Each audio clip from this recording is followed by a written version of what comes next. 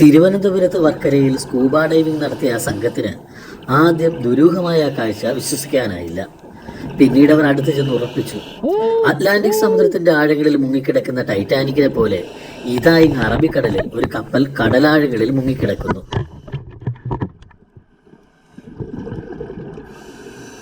വർക്കലയ്ക്കും അഞ്ചുതെങ്ങിനും മധ്യേ scuba diving നടത്തിയ 4 അംഗ സംഘമാണ് അജ്ഞാത കപ്പൽ കണ്ടെത്തിയത്.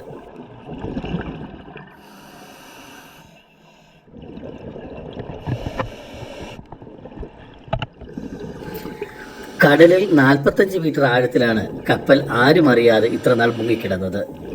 ഏത് കപ്പലാണ് എന്ന് മുങ്ങിയതാണെന്നൊക്കെ വിശദമായ അന്വേഷണത്തിലെ അറിയാനാവും.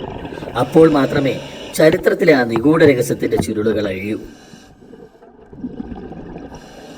നമ്മൾ ഈ ഷിപ്രക്ക് കപ്പൽ ഛേദം കണ്ടെത്തിയത് ഫെബ്രുവരി 2 നടന്ന ഒരു സ്കൂബ ഡൈവിങ്ങിൻ്റെ സ്പോട്ട് എക്സ്പ്ലോറേഷനിലാണ്.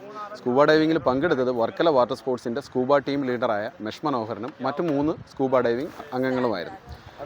നമ്മൾ എന്തുകൊണ്ട് അങ്ങോട്ടത്തേക്ക് ഈ ഡീപ്പിലേക്ക് പോയി അല്ലെങ്കിൽ ഇത്ര ദൂരത്തേക്ക് പോയെന്ന് വെച്ചാൽ നമ്മൾ 2021 മുതൽ ഇവിടെ സ്കൂബ ഡൈവിംഗ് വർക്ക് ചെയ്യുന്നുണ്ടെങ്കിലും നോർമലി 10 മുതൽ 12 മീറ്റർ വരെയുള്ള സാധാരണ കസ്റ്റമറിന്, അതായത് ലെഷർ ഡൈവിനുള്ള ആൾക്കാരെയാണ് കൊണ്ടുപോയിക്കൊണ്ടിരുന്നത്. നമ്മൾ കൂടുതൽ സർട്ടിഫൈഡ് ഡൈവേഴ്സിനെ കൊണ്ടുപോകാൻ വേണ്ടി, അതായത് കൂടുതൽ എക്സ്പീരിയൻസ് ആയിട്ടുള്ള ഡൈവേഴ്സിനെ കൊണ്ടുപോകാൻ വേണ്ടിയാണ് പുതിയൊരു കുറച്ചുകൂടെ ആഴത്തിൽ ഒരു 30 മീറ്റർ ആഴത്തിലുള്ള ഒരു ഡൈവ് സൈറ്റിന് വേണ്ടിയാണ് ഞങ്ങൾ പോയത്. അപ്പോഴാണ് ഇത് കണ്ടെത്തിയത്. ഇത് 45 മീറ്ററിലാണ്, അതായത് 33 മീറ്റർ മുതൽ ഇത് വിസിബിൾ ആയിരുന്നു. ഇത് ഈ ഷിപ്പിന് ഒരു 12 മീറ്റർ പൊക്കം ഉള്ളതുകൊണ്ട് 33 മീറ്ററിൽ ഇത് വിസിബിൾ ആയിരുന്നു. നമ്മുടെ കൂടെ പങ്കെടുത്ത 4 പേരിൽ ഒന്ന് മെഷായിരുന്നു, രണ്ടാമത് ഉള്ളത് ഹാമിൽ, മുഹമ്മദ് ആഷിഖ്, പ്രതീഷ്, ഇത്രയും പേരാണ് ഇത് കണ്ടെത്തിയത്.